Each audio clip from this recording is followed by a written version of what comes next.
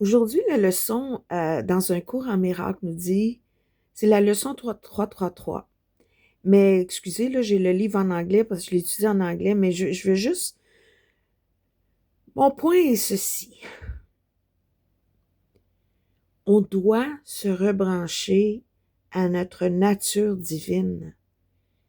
Tout ce qui semble souffrance, violence, corruption, euh, guerre, conflit, ce n'est que des fruits de nos imaginations.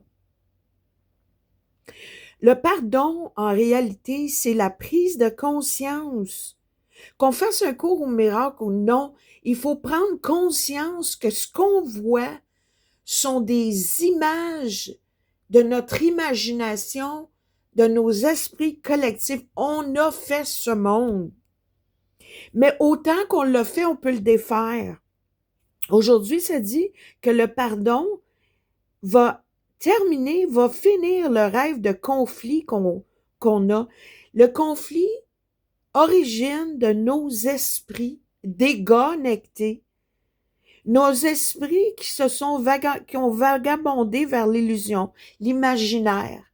Parce que ce que nos yeux voient, c'est dur à accepter, mais c'est vrai. C'est le même processus que le cinéma. C'est un projecteur. Ce qu'on pense est projeté sur l'écran du monde. Donc, tu vas toujours voir tes pensées, nos pensées qui sont tenues dans nos petits esprits, pas dans notre esprit pur, là. Notre esprit pur est comme un ciel pur, là, où il y a le soleil brille puis il n'y a aucun nuage. Il n'y a aucun concept, il n'y a aucune description, il n'y a aucun jugement, il n'y a aucune nomenclature, description, rien de ça. Mais on a été conditionné, on s'est laissé conditionner, on s'est laissé croire, on s'est laissé donner des noms à tout. Donc, on a tout divisé, on a tout séparé. Donc, dans notre esprit, c'est un processus, à la leçon 15, ça le dit, ça. C'est le processus qui se passe dans notre tête, c'est qu'on fait des images. Toutes nos pensées, puis tu peux le pratiquer. Toutes tes pensées sont des images. Ce sont des images. Si tu te fermes les yeux et tu commences à penser, tu vas voir des images. Tu vas rêver en images. Mais si tu commences à méditer et à essayer de laisser passer des pensées puis pas t'y attacher, à un moment donné, il n'y en aura pas d'images. Il va peut-être y avoir une lumière. Ben, c'est ça. Le conflit se termine quand on veut se réveiller. Le pardon, là, c'est la volonté de vouloir voir, de vouloir comprendre, de prendre le chemin de la raison. L'ego, là, on le voit dans le monde, c'est des projections de tous nos esprits. C'est le faux créé par la peur et la séparation de notre divinité. La séparation de notre divinité, c'est comme on s'est laissé, il y a un esprit qui s'est laissé imaginer, puis de cette imagination-là, ben, il y a eu des connexions, il a fallu un autre personnage, il a fallu un montage. Ça prend, comme le cinéma, ça prend différents personnages pour remplir différents rôles. Ça prend un scénario, ça prend un endroit où on fait le montage. Ça prend des événements. Ça prend tout ça. Je sais pas si je fais du sens, mais moi, juste que je m'en fais, ça m'aide, ça m'aide. Euh, c'est et quand je regarde maintenant, j'ai déjà une vidéo sur la Bible. La Bible lue seule, là, avec la volonté de voir différemment, d'appeler l'intuition, l'Esprit Saint en nous, la, la divinité en nous, la lumière en nous. La voix de la raison suffit. La voix de la lumière en nous et la voix de l'ego, entre les deux, c'est la raison. C'est pour ça, dès que tu commences à poser des questions à ce qui se passe, tu développes ta raison. C'est pour ça que, par exemple, dans l'événement qu'on a tout expérimenté sur la planète en 2020, le COVID, il y en a des gens qui ont vu à travers ça. Puis il y en a d'autres qui ont suivi ça aveuglement parce que la peur aveugle. Tu sais, la chanson Amazing Grace? I was blind, but now I see. Mais il y en a qui voyaient, ça n'a pas de sens ce qui se passe. Quand ça n'a pas de sens, puis ça te le dit dans ton esprit, c'est parce que tu as commencé à questionner, puis il y a quelque chose en toi, une petite lumière, ne serait-ce, qui dit, c'est faux. C'est faux parce que c'est chaotique, ce n'est pas cohérent, ça ne fait aucun sens, donc ce n'est pas la réalité. C'est un montage, c'est un scénario. C'est simple de même. Mais d'où ça commence, c'est la volonté de voir que le conflit est où? Il n'est pas à l'extérieur, il est dans nos esprits. Ici, maintenant, on peut le régler. Il suffit de vouloir. Dans la Bible aussi, ça dit que le pardon suffit parce que le pardon, c'est la volonté de voir clair, de se réveiller. C'est juste ça. C'est pas dire, oh, c'est correct ce que tu as fait, je comprends, tu sais, t'as pas, ton geste, c'est un peu comme on voit dans les nouvelles, là, l'épouse du monsieur Charlie Kirk, que dans le scénario, dans le rêve, s'est fait assassiner, puis qu'elle dit, elle pardonne la personne qui a fait ça, puis dans une autre entrevue, elle dit, je laisse la justice divine s'en occuper, je voudrais pas, en quelques mots, je donne mon interprétation de ce qu'elle dit, je voudrais pas être dans ses souliers. Qu'est-ce que ça veut dire, ça? Elle n'est pas réveillée pantoute. Le pauvre Royard, je le pardonne, je laisse Dieu s'en occuper. Le Dieu qu'elle croit, c'est un Dieu de vengeance. Et là est le grand chaos. Là a commencé en fait, pas commencé, la séparation a commencé de nous distancer de l'amour, puis après ça, la peur de la vengeance de Dieu qui nous parle dans le livre de la Bible. Mais la Bible est écrite par l'homme. Il faut faire une nuance ici. Il y a des expressions qui sont inspirées par le divin, puis il y en a d'autres par l'ego, puis il y en a d'autres par la raison. Quand tu commences à voir ça, wow! Dans Isaïe aujourd'hui, ça dit, puis j'étudie tout ça en simultanément. Puis le commun là-dedans, c'est Jésus. L'esprit de Jésus était juste. Il savait que Dieu était amour, puis que son esprit connecté à ça, qui appelait la figure parentale de l'amour, si tu veux, son Père et moi sommes un. Créateur, création, un. Il savait que c'était nos pensées, nos images et tout ça. Mais dans la Bible aujourd'hui, j'ai vu mes pensées, tu sais, appelle Dieu et tu trouveras Dieu. Parce que mes pensées ne sont pas les tiennes. Mon chemin n'est pas comme le tien. Mes pensées sont plus élevées et mon chemin est plus juste. Ça veut dire que il sait très bien que nos pensées, nous, c'est des images. Toutes tes pensées sont des images retenues dans ton esprit, puis tu vois des films, puis tu vois la vie à travers ce filtre-là. Quand tu reviens au présent, au moment présent avec une grande respiration, puis tu regardes quelque chose, puis tu dis, qu'est-ce que cela veut dire?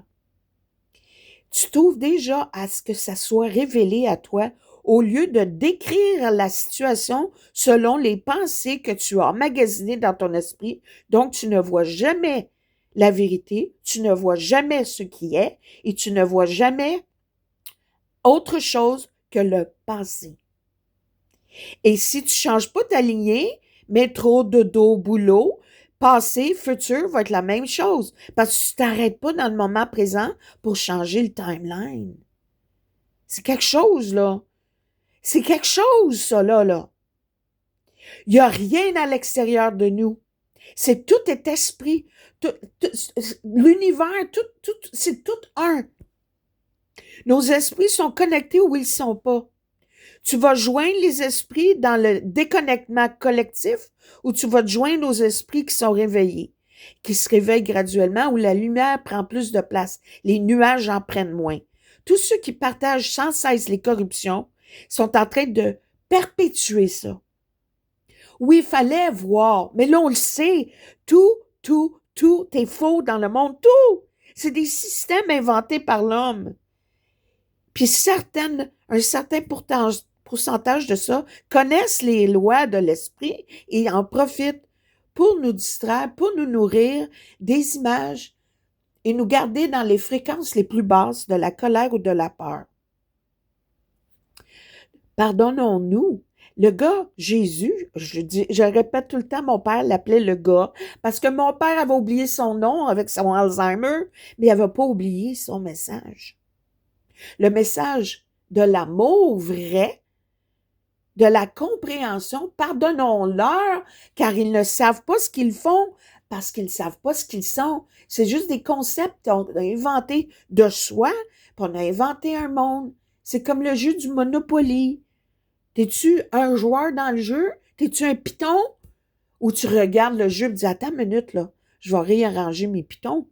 Je veux le rêve heureux. Il faut corriger toutes nos pensées depuis le début des temps, nos ancêtres, les fausses croyances. Je n'ai souvent parlé pour un peu d'humour, le fameux jambon, que la fille des années 80 qui coupe toujours son jambon avant de le cuire. Puis sa belle-sœur, elle dit, pourquoi tu coupes ton jambon? Ben, elle dit, parce que grand-maman faisait tout le temps ça. Puis c'est la recette de grand-maman. Ben, elle dit, grand-maman coupait son jambon par sa casserole. Son chaudron était trop petit. Fallait qu'elle le cuise en 2 fois. Ça s'appelle une fausse croyance. Pour de l'humour, là. Mais croire juste en maladie héréditaire. Il n'y a pas maladie héréditaire, il y a des pensées héréditaires. Je crois en cela. C'est dit que on n'attrape jamais une maladie. On rentre en fréquence vibratoire avec elle. Par la peur. D'ailleurs, les guerres engendrent la peur. La peur, souvent, est associée avec des épidémies. Les systèmes immunitaires baissent dans la peur. Et là, tu crois aux statistiques de bouche à oreille. Les gens deviennent malades. Puis ils savent pas que la puissance, la lumière en eux, la vérité peut tout guérir. Demande de faire guérir tes fausses croyances, ta vie va changer. Et voilà. En passant, Loulou va revenir bientôt. On va avoir une petite discussion. Je sais que je l'ai déjà dit, mais bientôt, c'est dans le guidé par l'esprit qui est le 100 ans. En passant, voilà pourquoi on a le temps et l'espace. C'est une autre invention de l'humain.